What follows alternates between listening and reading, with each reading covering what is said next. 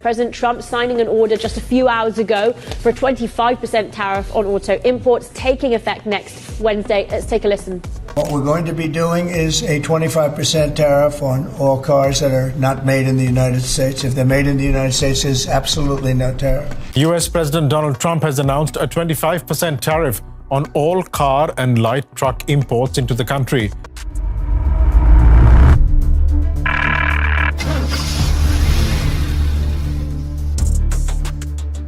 Lorsqu'un pouvoir politique choisit de transformer l'économie mondiale en un champ de bataille, les répercussions sont inévitables. Les grandes puissances économiques mondiales sont dans un état de tension constante. Dans une décision surprenante, le président des États-Unis, Donald Trump, a annoncé l'imposition de droits de douane de 25% sur les véhicules et les pièces automobiles importées, sans préavis, sans négociation, juste une signature présidentielle. Ce qui semblait être une action isolée s'apparente désormais à une véritable bataille pour la survie des géants de l'industrie automobile mondiale. Dans son annonce, Trump a fait une déclaration claire et affirmé « Si vous ne produisez pas ici, vous ne pouvez pas vendre ici ». En un instant, le marché automobile américain, qui a été pendant des années un terrain fertile pour les constructeurs du monde entier, s'est transformé en un champ de bataille. Les constructeurs automobiles allemands, tels que BMW, Mercedes-Benz et Audi, sont déjà contraints de revoir leur stratégie. BMW, avec son immense usine située à Spartanburg, en Caroline du Sud, a été la première à en subir les conséquences. Mercedes-Benz, avec son usine à Tuscaloosa, et Audi, qui opère au Mexique, sont également gravement touchés. Les entreprises sont confrontées à un choix difficile: augmenter leurs prix et risquer de perdre leur clientèle américaine ou accepter les pertes et compromettre leurs marges bénéficiaires. Aucun de ces constructeurs automobiles ne peut se permettre de perdre le marché américain, mais ils ne peuvent pas non plus continuer à fonctionner sous le poids de droits de douane aussi élevés. Ce qui semblait au départ être une mesure économique s'avère aujourd'hui être un dilemme d'ampleur mondiale.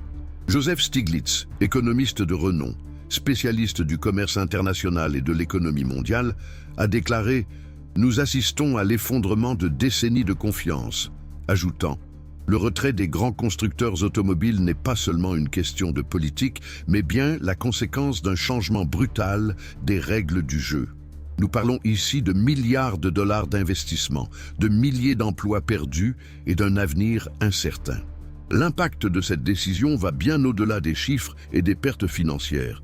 Il s'agit des communautés qui dépendent de l'industrie automobile, qui gravitent autour des usines et des centres de distribution. L'usine BMW de Spartanburg, par exemple, offre plus de 43 000 emplois directs et génère plus de 26 milliards de dollars dans l'économie locale. Avec l'annonce des droits de douane, le marché automobile américain a été durement touché. Le prix des véhicules importés a grimpé en flèche. Ce qui semblait auparavant être un investissement sûr pour les consommateurs et les concessionnaires s'est maintenant transformé en un scénario d'incertitude. La valeur des voitures a considérablement augmenté. La disponibilité des pièces a diminué et les usines ont commencé à réduire leurs activités. La pénurie de produits et de composants a conduit de nombreux constructeurs automobiles à suspendre temporairement leurs activités. En prenant une mesure unilatérale, sans négociation ni avertissement, les États-Unis ont non seulement affecté leurs relations commerciales avec d'autres pays, mais ont également créé un effet domino qui s'est répercuté sur toute la planète. Au départ, la justification était de protéger les emplois américains et de renforcer l'industrie locale. Mais avec le temps, la réalité s'est avérée beaucoup plus complexe. Et ce qui semblait être une tentative de contrôle du commerce s'est rapidement transformé en une crise mondiale. Les consommateurs américains se sont retrouvés au cœur de cette tourmente. Les prix des voitures ont grimpé en flèche, le nombre de modèles disponibles a considérablement diminué et les constructeurs automobiles ont commencé à rencontrer des difficultés dans l'approvisionnement en pièces et composants. Ce qui semblait être un marché stable est devenu un pari risqué, avec des incertitudes pesant sur l'avenir. Les usines, tant sur le territoire américain qu'à l'étranger, ont commencé à ressentir les effets des droits de douane. Alors que certains constructeurs automobiles tentaient d'absorber le coût supplémentaire, d'autres ont répercuté les augmentations sur les consommateurs, créant un cercle vicieux de prix gonflés. L'économiste Anne O. Kruger, spécialiste des politiques commerciales, met en garde « Nous entrons dans un cycle sans fin. L'augmentation des prix des véhicules et des pièces, combinée à la pénurie de modèles, va générer une demande refoulée qui ne fera qu'aggraver la situation à l'avenir. » Elle souligne que si la production continue d'être affectée par la rupture des chaînes d'approvisionnement, le risque d'un effondrement complet du secteur automobile américain devient de plus en plus imminent.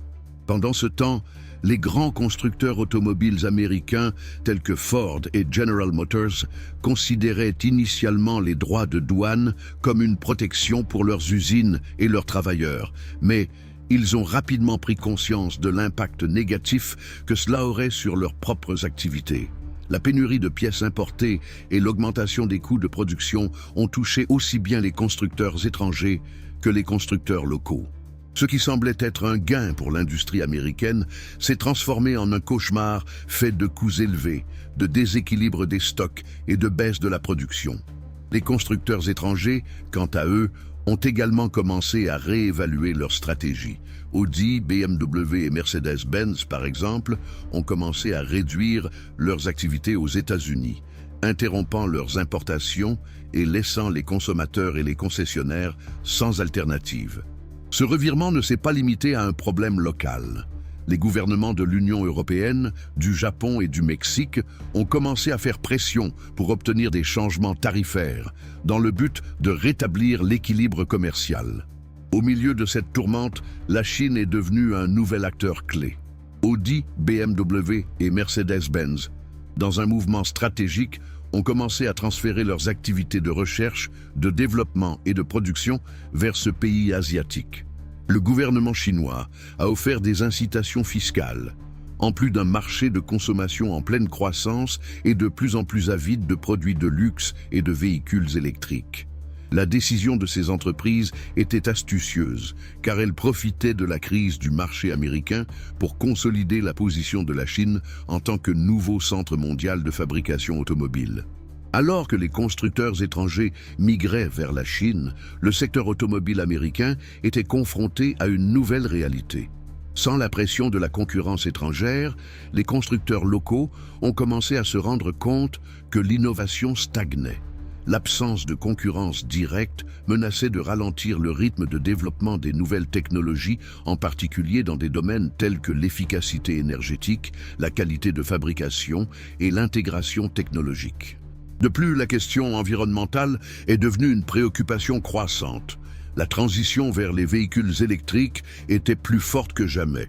Les entreprises bien implantées en Chine, un marché qui investit massivement dans les technologies durables, étaient en mesure de profiter de cette vague de transformation, tandis que les constructeurs automobiles américains, accablés par les droits de douane et les incertitudes réglementaires, étaient désavantagés.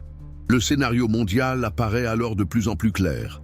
La tentative de protéger l'industrie américaine a peut-être donné un avantage initial, mais les conséquences de cette stratégie protectionniste sont plus complexes et potentiellement plus néfastes qu'on ne le pensait.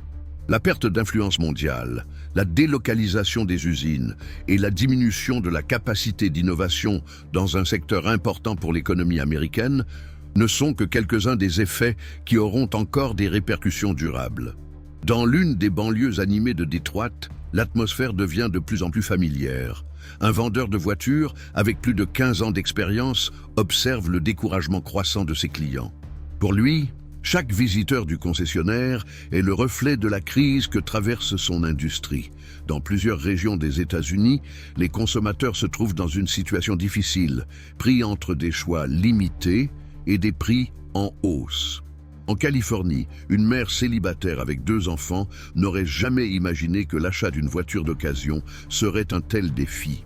Les voitures d'occasion, qui ont toujours été une alternative abordable, voient désormais leur prix augmenter en raison de la pénurie de véhicules neufs et d'occasion sur le marché.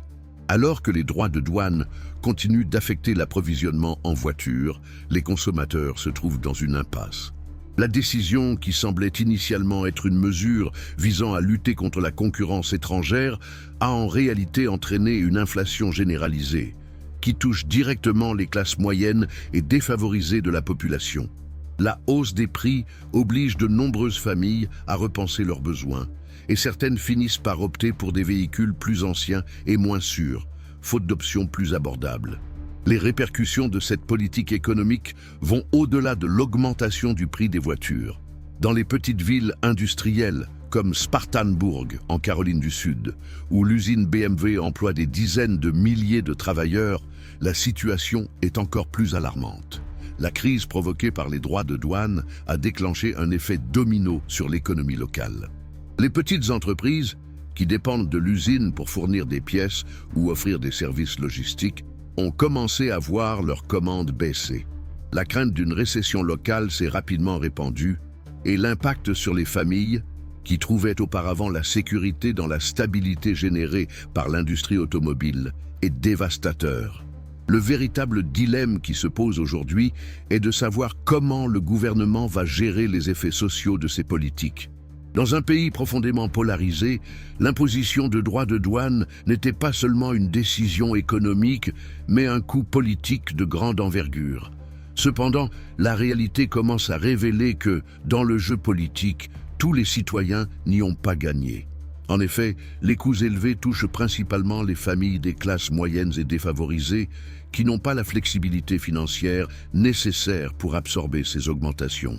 Si les familles les plus aisées peuvent supporter ces coûts supplémentaires, la grande majorité des Américains ressentent déjà les effets directs sur leurs finances personnelles. Les politiciens qui ont soutenu cette mesure sont désormais confrontés à un défi. Comment concilier la promesse de protéger l'économie nationale avec les conséquences inattendues d'une politique qui, chaque jour, s'avère de plus en plus insoutenable? Richard L.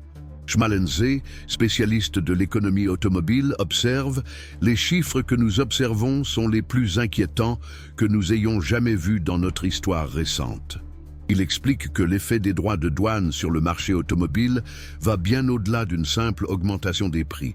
Il s'agit d'une profonde restructuration de la dynamique économique aux États-Unis. L'industrie automobile américaine est à un tournant décisif. Le pays conserve un fort potentiel de production, tant en termes de véhicules que de composants. Cependant, les conditions du marché intérieur se détériorent. Le coût élevé des voitures, ajouté à la rareté des options abordables pour les consommateurs, affaiblit le secteur. Dans le même temps, les constructeurs automobiles opérant aux États-Unis sont contraints de revoir leur stratégie. Les tarifs élevés, associés au fait que le marché intérieur n'est plus le principal moteur de la croissance, ont obligé ces entreprises à repenser leur rôle sur le marché. La concurrence croissante, en particulier celle des véhicules électriques, et l'importance grandissante de marchés tels que la Chine présentent un scénario difficile.